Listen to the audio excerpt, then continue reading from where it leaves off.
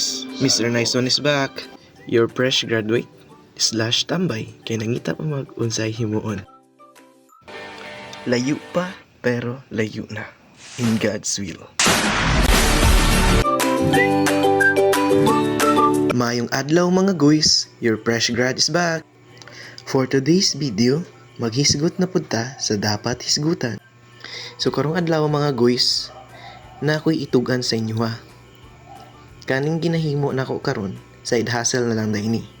While nagulat nga makumpleto ang akong mga papers. Dugay-dugay na pod ay ko nag-process sa akong mga papers. Nidangan na pod og almost 3 months sa pag-process.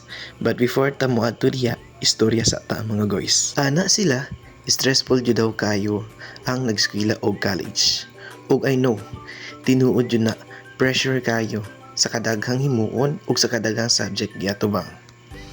Pero sa akong namatyagan mga guys, mas stressful ang nakagraduate na ka. Nganong maka-pressure man?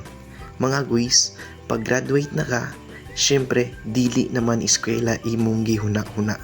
Ang imong huna-hunaon, mangita na og trabaho, which is more stressful. Well, nangita kag trabaho, taas pa yun ng time sa process. Kinahanglan pag-experience. So, musulod sa kag ginagmay nga trabaho, especially diri sa atong lugar. Well, nangita ka og trabaho, ang uban nakasulod na. Ang common nimo pangutana sa imong kagalingon, hala, unsa ka akong matrabaho? Asa ka ako? Mag-unsa ka ako? Dako man nagiilang sweldo, may pa sila. Maunay maka-pressure kaayo inig humaning mong eskwela ang pagpangita og trabaho, which is na-experience jud nako. Pero mga guys, nasurpas na ko na pamaagi sa aning mga kataga. Do not compare yourself to them. God is preparing better things for you. No need to explain. Simply ra jud kaayo. Para sa same sa kuwag sitwasyon, especially sa mga fresh grad diha nga nangita pa jud og trabaho, ayaw kaayo i-pressure inyong mga kaugalingon. Kay kung naglihok ka sa karon, nangita kag way paun sa makatrabaho, ihatag jud na sa imuha puhon.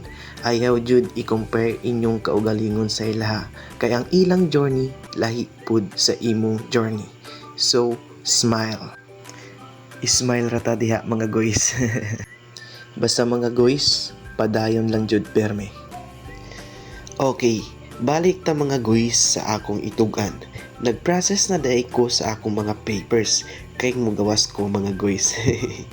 Og almost 3 months na pod nako naghulat. After day na akong trabaho mga guys, gi-check nako kung asa na akong passport, kung pwede na ba i-pick up. Sa akong nakita, pwede na i-pick up.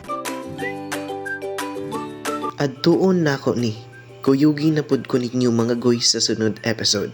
Kay basig, makahimo di ay ko video guide sa pagkuha og passport.